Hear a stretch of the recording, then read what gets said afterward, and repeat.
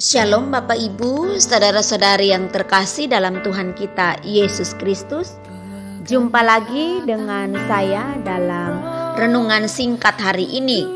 Doa dan harapan saya, Bapak Ibu, saudara-saudari diberkati oleh Tuhan kita Yesus Kristus. Sebelum kita merenungkan firman Tuhan, marilah kita berdoa. Bapa di surga, Bapa di dalam nama Tuhan Yesus Kristus, pada hari ini kami rindu untuk mendengarkan firman-Mu. Karena itu berbicaralah bagi kami, karena kami telah siap untuk mendengarkannya. Demi dan dalam nama Tuhan Yesus Kristus kami berdoa. Haleluya. Amin. Tema firman Tuhan hari ini adalah persiapan menuju hari kematian. Bapak Ibu, saudara-saudari yang terkasih dalam Kristus, cantik atau tampan hari ini, kaya atau miskin hari ini, sehat atau sakit hari ini, hidup rohani atau duniawi hari ini, ingatlah bahwa tubuh kita terbuat dari debu tanah dan akan kembali jadi debu tanah. Demikianlah proses kematian dan hancurnya tubuh manusia setelah mati. Mengerikan dan menyeramkan, sebab itu jangan sombong tetapi takutlah akan Tuhan. Sesaat sebelum mati kita akan merasakan jantung berhenti berdetak, nafas tertahan dan badan bergetar. Kita merasa dingin di telinga dan darah berubah menjadi asam dan tenggorokan berkontraksi. 0 menit kematian secara medis terjadi ketika otak kehabisan suplai oksigen. Lalu kemudian 1 menit darah berubah warna dan otot kehilangan kontraksi, isi kantong kemih keluar tanpa izin.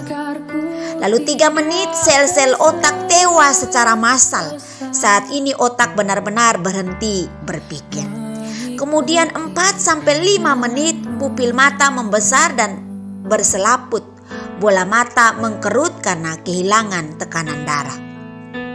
Kemudian 7-9 menit penghubung ke otak mulai mati. 1-4 jam rigor mortis atau fase di mana keseluruhan otot di tubuh menjadi kaku, membuat otot kaku dan rambut berdiri. Kesannya rambut tetap tumbuh setelah mati. Lalu kemudian 4-6 jam rigor mortis terus beraksi, darah yang berkumpul lalu mati dan warna kulit menghitam. 6 jam kemudian otot masih berkontraksi, proses penghancuran seperti efek alkohol masih berjalan. Lalu 8 jam suhu tubuh langsung menurun drastis. 24-72 jam isi perut membusuk oleh mikro dan pankreas mulai mencerna dirinya sendiri. Kemudian 36-48 jam rigor mortis berhenti, tubuh kita selentur penari balet. Kemudian 3-5 hari pembusukan mengakibatkan luka skala besar, darah menetes keluar dari mulut dan hidung. Lalu kemudian 8-10 hari warna tubuh berubah dari hijau ke merah sejalan dengan membusuknya darah. Beberapa minggu kemudian rambut, kuku dan gigi dengan mudahnya terlepas.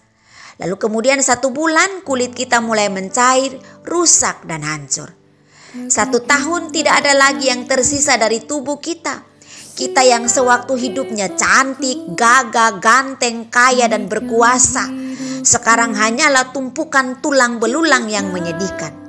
Jadi apa yang mau disombongkan sebenarnya dalam hidup ini? Bapak Ibu, saudara-saudari yang terkasih dalam Kristus, sekaya, semewah dan setinggi apapun jabatan kita hari ini, apabila tiba saatnya mati, maka kita akan ditimbun tanah dan tidak sedikit pun bisa kita bawa dalam peti mati.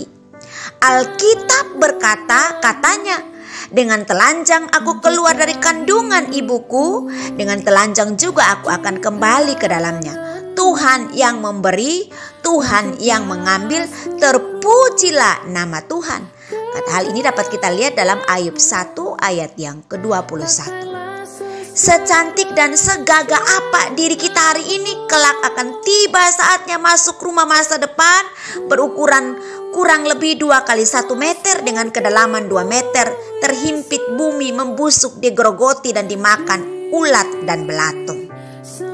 Bapak, Ibu, saudara-saudari yang terkasih dalam Kristus, dan sama seperti manusia ditetapkan untuk mati hanya 1 kali saja, dan sesudah itu dihakimi. Ibrani 9 ayat 27 dikatakan di sana. Lalu apa yang kita sombongkan dalam hidup ini? Kematian tidak dapat diduga, tidak bisa dihindari, dan tidak pula bisa ditunda. Sebab kita semua harus menghadap tahta pengadilan Kristus, supaya setiap orang memperoleh apa yang patut diterimanya sesuai dengan yang dilakukannya dalam hidupnya ini, baik ataupun jahat. 2 Korintus 5 ayat yang ke-10. Hidup akan berlanjut sesudah kematian, dan hanya ada 2 tempat yang kita tuju, yaitu tempat di mana kita hidup kekal dalam kebahagiaan, ataukah tempat di mana ada hukuman kekal yang kita terima. Semuanya pilihan tersebut ada di tangan kita hari ini, saat ini. Bapak, Ibu, saudara-saudari yang terkasih dalam Kristus, yang pasti hanya Tuhan Yesus yang dapat menjamin keselamatan kita dalam kehidupan kekal. Sebab itu persembahkan seluruh hidup kepadanya dengan taat memperagakan firman-Nya.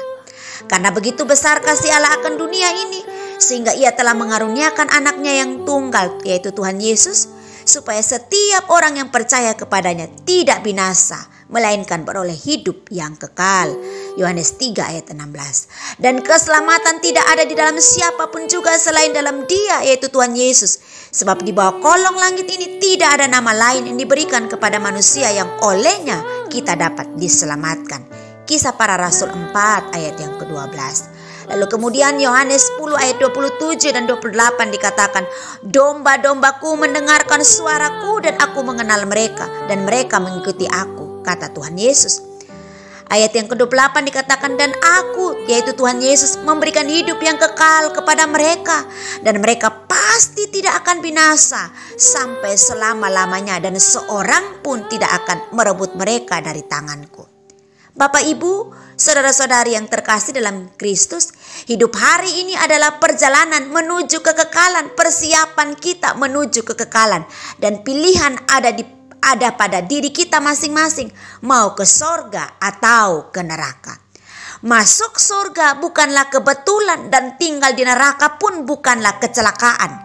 Sebab semua tergantung dari masa hidup. Apakah ia hidup untuk Tuhan atau bagi dirinya?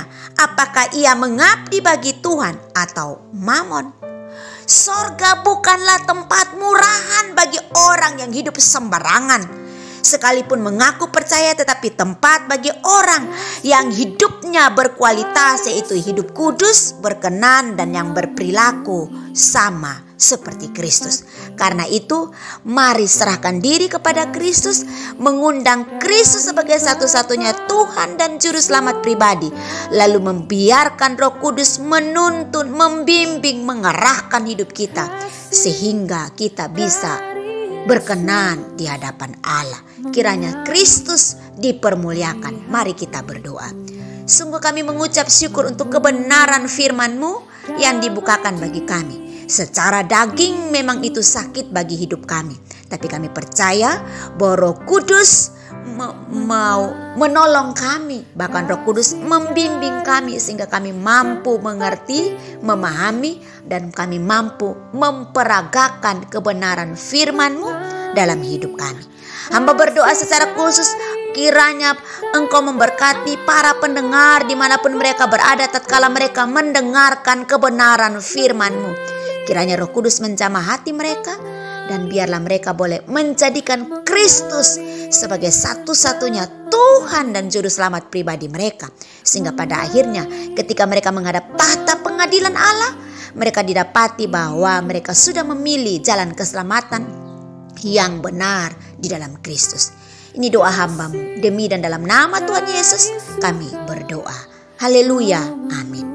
Demikianlah renungan singkat kita hari ini. Doa saya, Tuhan memberkati Bapak, Ibu, saudara-saudari yang terkasih. Sampai jumpa lagi dalam renungan berikutnya. Amin.